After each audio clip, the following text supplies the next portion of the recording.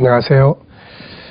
전 시간에 우리가 다니엘서 10장, 11장, 12장에 대한 예언을 우리가 살펴봤습니다. 아무래도 처음 대하시는 분들이나 또 예언서를 그렇게 가까이 접하지 않으셨던 분들은 뭐 성경에 그런 이야기가 있냐 하는 정도로 또 궁금해 하실 수 있고 아마 그러실 겁니다. 그래서 일단 다니엘서는 많이 읽어야 된다. 그래서 그 내용과 친해져야 되고, 그리고 난 다음에 역사를 우리가 살펴보면서 하나씩 이제 점검해 가야 된다는 거 말씀을 드렸습니다. 자, 한 번 더 점검을 하면서 우리가 정리를 하면서 복습 겸 좀 보충해서 또 설명을 드리겠습니다. 역사의 마지막 끝은 하나님의 나라입니다. 다니엘서 2장, 7장, 9장, 또 이 10장, 11장, 12장까지 전체가 예수님의 예언서도 역시 마지막 끝은 주의 재림과 하나님의 나라입니다. 요한계시록도 역시 계시록의 마지막 부분인 19장은 예수 재림장, 20장 마귀 멸망시키는 장, 그 다음에 21장, 22장 새하늘과 새 땅, 하나님의 나라가 임하는 내용입니다. 그러니까 모든 예언서들의 공통된 점은 주님이 오시는 날, 하나님의 나라가 임하는 거죠. 그것을 중점으로 보여주기 위해서 그게 임할 때까지 역사는 어떤 과정을 거쳐서 흘러갈 거냐. 그렇기 때문에 그 과정을 다루고 있는 겁니다. 세상의 역사는 끊임없이 흘러가고 있고 누가 그것을 이 의미대로 만들 수 있는 그런 상황이 아닙니다. 역사는 사람에 의해서가 아니라 바로 하늘에서 통치하신 하나님, 그리고 그 하나님의 뜻을 이루어가는 하늘의 네 바람, 영적 존재들에 의해서 역사는 흘러가고 있는 것이죠. 지난날 공산 무너지면서 바로 그런 소련이 붕괴될 때 많은 사람들은 있을 수 없는 일이 일어났다 이렇게 이야기합니다. 누가 가능이나 했겠습니까? 그런데 역사는 흘러가면서 그렇게 하늘의 네 바람은 그런 이룰 수 없는 일들이 진행되고 있죠. 이스라엘이 그 땅에 돌아왔을 때 또 마찬가지입니다. 거기에 와서 나라를 세울 때 사람들은 이것이 20세기의 가장 큰 기적이다. 이렇게 이야기도 했죠. 자, 이런 것들을 인간이 볼 때는 도저히 불가능한 어떤 역사적 흐름들이 만들어져 간다는 거예요. 지금 예루살렘에서 그 이슬람 사원의 자리에다가 유대인들이 성전을 건축한다. 이건 도저히 있을 수 없고 이슬람 입장에서 볼 때는 용납할 수 없고 있을 수 없는 그런 이야기죠. 그런데 될 수 없는 일들이 역사의 흐름 속에서는 진행돼 가고 발전돼 가고 흘러간다는 거죠. 이유는 하늘의 네 바람. 그들이 움직이는 이유는 성경 66권 속 저와 여러분 모두의 꿈을 이루어 주시기 위한 하나님 나라 운동의 완성이 향해서 가기 때문에 그런 것입니다. 자, 그래서 우리가 이제 11장, 12장을 다시 한번 이렇게 검토를 해보면 본론은 11장 2절부터 39절까지 다니엘서 8장의 내용대로 세계가 구약의 마지막 때 예수로 나눠졌고 그 다음에 이제 예수 초림하셨다. 여기서 적그리스도 나타났고 예수로 나눠지고 남북전쟁의 과정 속에 적그리스도 나타났다. 그리고 예수님 초림하셨다. 자, 이대로의 모습이 신약시대에 다시 이루어진다. 어떻게 보면 역사라고 하는 것은 결코 새로운 것이 없습니다. 계속 돌고 돌면서 그런 비슷한 형태들이 또 반복되게 되고 하는 것이죠. 자, 그래서 11장 40절부터 12장 3절까지인데 여기에는 역시 이것이 이루어지는 시대적 배경은 세계가 넷으로 나눠진다. 그 다음에 여기에 남방왕의 세력인 이스라엘이 그 땅에 돌아와 있어야 된다. 적어도 이스라엘이 그 땅에 돌아오기 전에는 이런 전쟁은 일어나지 않는다. 그런 이야기 되겠죠.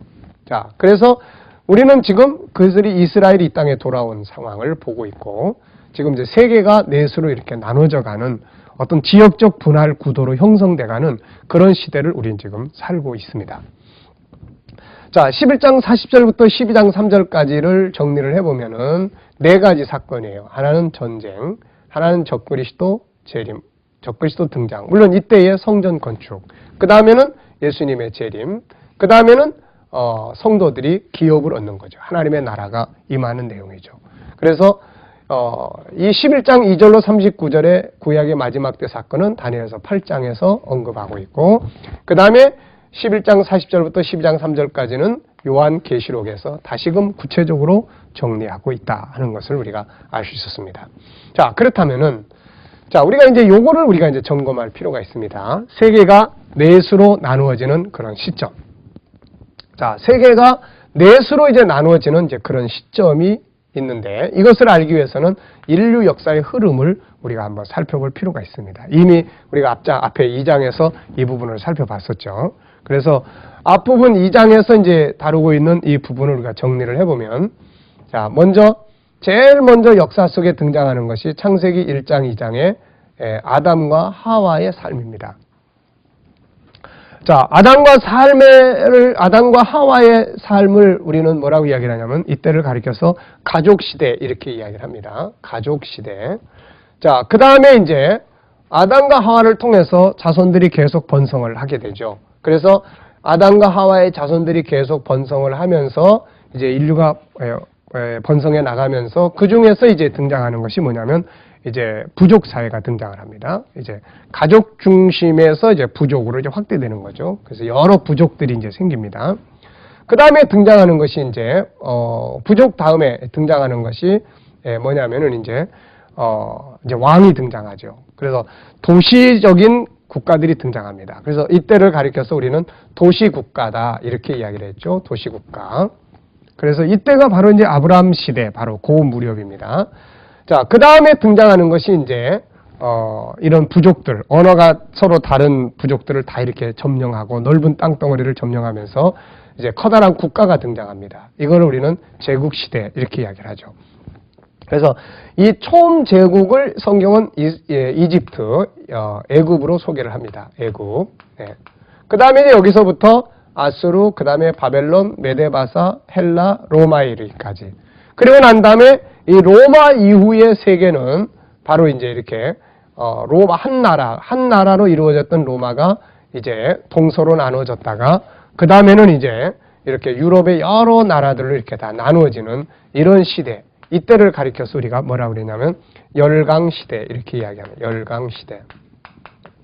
이 시대가 이제 흘러가면서 세계는 강한 나라들이 역시 이제 하나의 로마가 지배하던 세계가 더 확대되면서 유럽의 열강들에 의해서 세계가 이제 지배를 당하기 시작하죠. 뭐 신대륙 개발이다, 뭐다 이제 발견이다 이렇게 하지만 결국은 원주민들이 이제 그 원주민들을 이제 지배받게 되는 식민지 시대가 이제 되게 되는 거죠. 그래서 여기에 나중에 일본이 가세하고 뭐 미국도 가세하고 이러면서 세계는 그야말로 열강 시대에 들어갑니다. 작은 나라들, 각 나라들이 바로 이제 이런 시대에 이제 식민지 시대가 되는 거죠. 자, 그러다가 이제 역사가 흘러가면서 1차 대전, 2차 대전, 큰 전쟁을 역사가 치릅니다. 이 전쟁을 거쳐가면서 세계는 각기 이제 독립하는 일들이 벌어지게 되죠. 그래서 세계는 이제 독립국가 시대를 맞이하게 됩니다. 다니엘서 2장에서 발가락 시대를 이제 맞이하게 되는 거죠.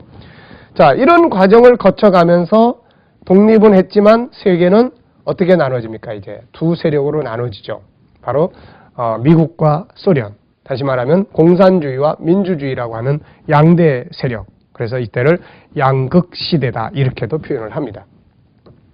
자, 그 다음에 이제 세월이 흘러가면서 이제 요 구도가 또 이제 재편되죠. 그래서 공산주의의 시작이었던 소련이 붕괴되면서 이제 세계의 공산주의 국가들이 오늘의 몇 개 남겨놓고는 다 도미노 현상처럼 다 무너지면서 민주주의가 승리하는 것처럼 이제 보이게 됩니다. 그러면서 이제 민주주의는 자본주의 아닙니까? 그리고 경제 시장. 그래서 세계는 이제 급속도로 경제라는 것이 하나의 중심이 되기 시작을 하죠. 그러면서 경제 속에서 세계는 하나의 시장이 됩니다. 시장이 돼요. 그래서 이때의 논리는 모든 게 다 이제 경제, 시장의 논리예요. 그래서 뭐 미국 시장, 또 뭐 한국 시장 이렇게 마켓의 개념으로 이제 들어서게 됩니다. 자, 그러면서 이제 그러다 보니까 요 하나의 시장과 세계 속에서 살아남기 위해서는 다시 뭐가 필요하게 되냐면은 연합이 필요하기 시작을 한 거죠. 그래서 세계는 이제 다시 이렇게 연합해 가기 시작을 합니다. 뭐 여기에는 이슬람처럼 종교적인 이유 때문에 또 연합하기도 하고 또 이제 유럽은 하나의 그런 어떤 사상적 가치 또 어떤 역사 이런 것 때문에 또 유럽이 하나로 묶어지기도 하고 또 뭐 아프리카 같은 지역도 마찬가지고 아시아도 뭐 아세안이라든지 뭐 몇 개 나라에 뭉쳐지기도 하고 미국은 미국대로 또 뭉쳐지기도 하고 그러면서 어떤 그 경제적 또 어떤 민족적 어떤 그 사상적 틀 안에서 이 이스라엘과 미국은 떨어질 수 없는 또 하나의 동맹국이 그렇게 형성이 되기도 하고 지금 그런 상황들이 이렇게 되고 있습니다. 자, 그러면 이제 이런 상황들을 거쳐가면서 다음 세대는 도대체 다음 시대는 어떤 시대가 올 것인가? 세계의 정치 무대는 과연 어떻게 흘러갈 것인가? 또 세계 경제 시장은 경제 역사는 어떻게 흘러갈 것이고 사회는 어떻게 흘러갈 것인가? 그래서 많은 사람들이 이제 궁금해하기도 하고 또 고민하기도 하고 연구하기도 하고 그렇죠. 그러면서 이제 일부의 또 사람들 가운데는 이제 결국 세계 정부가 들어서야 된다. 네, 세계 정부. 네. 세계 정부가 들어서야 된다. 뭐 유럽도 결국 뭐 통합운동, 뭐 경제 통합, 뭐 유럽인들의 통합 그러다가 결국 지금은 또 하나의 나라를 지향해가는. 왜냐하면은 결국은 세계는 자꾸 좁아지는 거죠. 좁아지고 세계 문제가 서로 다 얽혀 있습니다. 그렇기 때문에 지금은 뭐 우리 한국이 아무리 열심히 경제가 잘 발전해도 어느 날 다른 나라가 부도가 난다든지 그러면 그 영향력을 그대로 받게 되는 거죠. 그러니까 뭐 환경의 문제든 경제 문제든 이런 모든 문제를 풀어갈 수 있는 어떤 세계적인 정부의 기능이 있어야 된다. 그래서 결국은 세계 정부가 들어설 수밖에 없다. 뭐 이런 논리. 그러나 이제 이런 것들이 다 두고 봐야 될 부분들이죠. 분명한 것은 사람은 모른다는 겁니다. 그런데 성경은 이걸 보여주고 있는 거죠. 성경은. 역사의 마지막 무대는 이렇게 지역별로 분할된다. 그러면서 그 속에서 가장 세계에 영향력을 많이 미치게 될 네 지역권. 그게 바로 동서남북 세력권이다. 분명한 것은 서방의 세력권은 유럽입니다. 여기서 적그리스도 나오니까. 동방의 세력은 또 아시아권이고 그 다음에 남방의 세력은 이제 이스라엘을 중심으로 한 세력권. 북방의 세력은 여기에 분명히 리비아라든지 에돔, 모압 다 이 아랍 쪽에 속한 사람들이고 그 다음에 이제 또 구스라든지 이런 적들은 바로 북아프리카 이쪽에 공통된 점들을 가만히 보면은 이슬람이라고 하는 종교적 어떤 그런 공통된 점들을 가지고 있는 것이죠. 그렇지만은 북방의 주인공 분명한 세력에 대해서는 여기에 언급이 되어 있지 않습니다. 그래서 뭐 이슬람권이다 또 혹은 러시아권이다 뭐 여러 가지 이야기들을 할 수 있지만은 그러나 이 모든 역사의 결론은 두고 보면 알 수 있다. 그래서 이런 상황들이 벌어진다는 것. 분명한 것은 이스라엘 돌아와야 되고 남방이 형성돼야 되고 세계가 내 지역권으로 형성돼야 된다. 그러면 어느 시점에서 북방왕이라고 하는 존재 등장하게 되고 거기에 뭐 이슬람권이 같이 또 이렇게 동맹국처럼 이렇게 협력하게 되고 이런 과정들이 벌어지게 돼서 이 전쟁을 통해서 안타까운 것은 아쉬운 것은 자 북방의 세력이 심판받는다는 거죠. 멸망한다는 거예요. 다니엘서 11장에서도 북방의 세력이 결국은 이스라엘 땅에 와서 끝이 온다. 이런 이야기예요.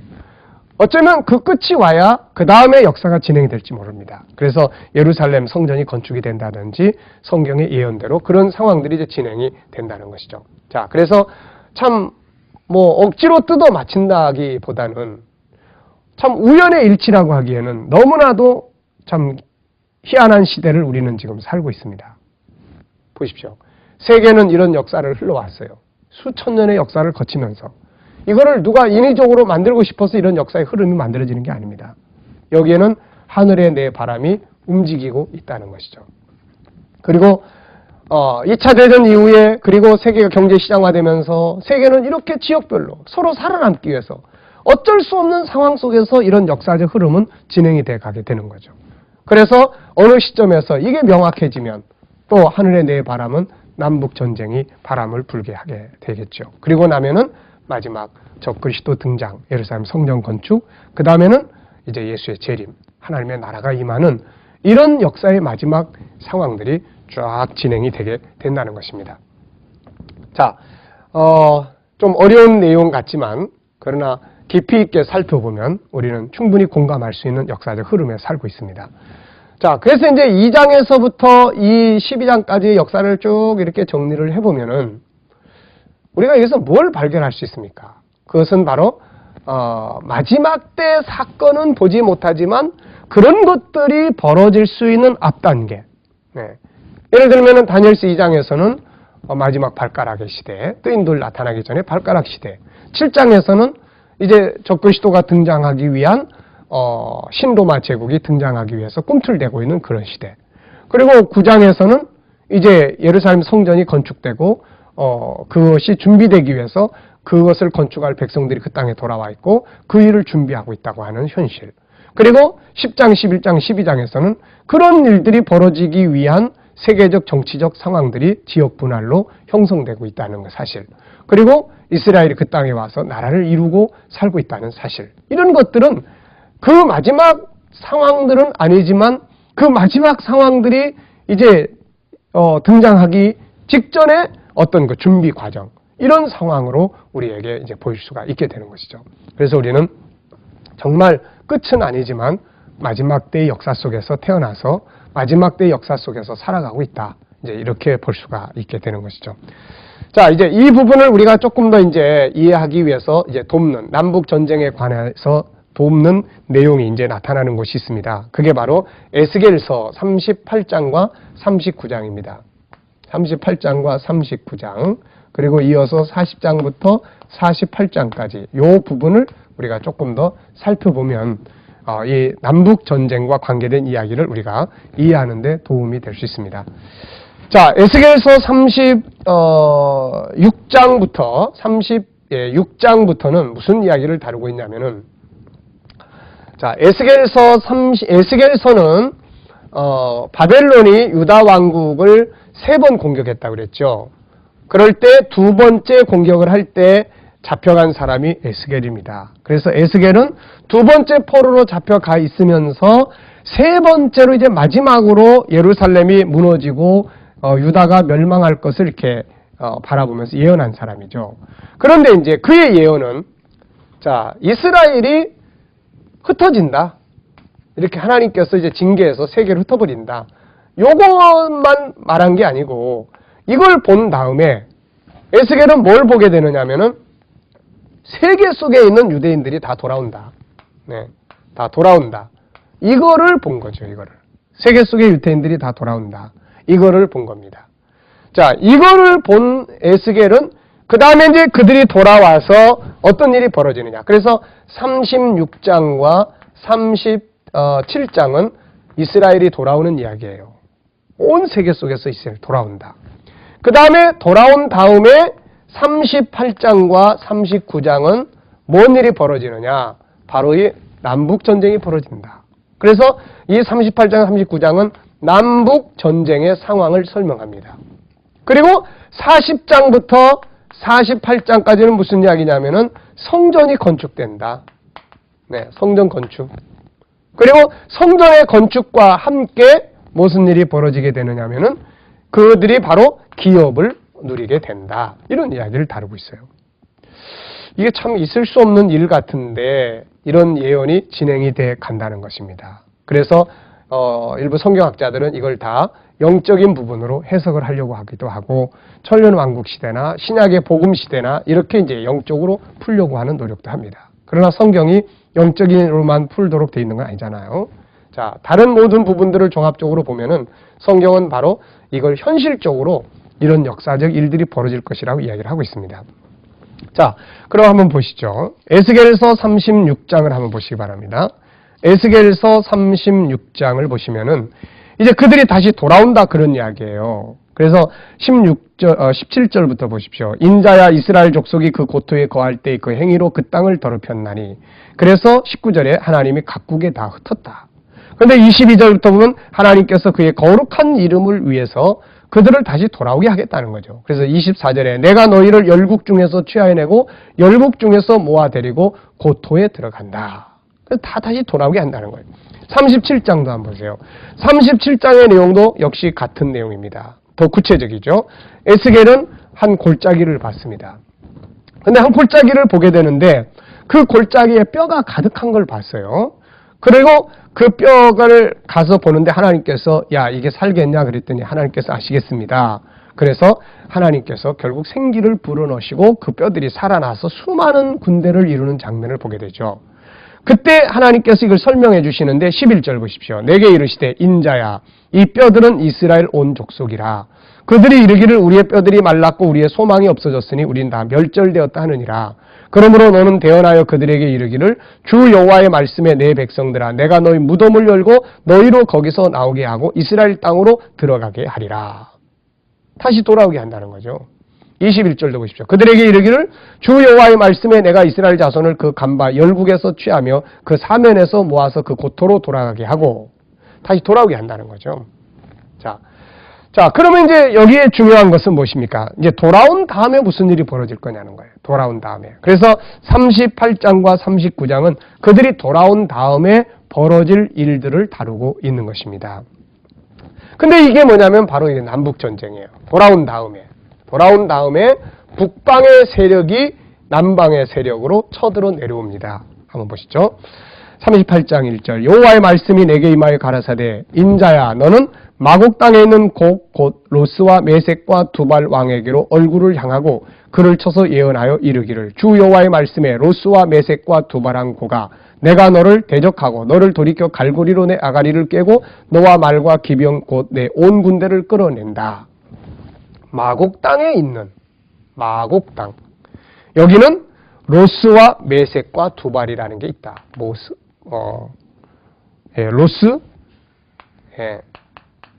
메섹, 두발. 네.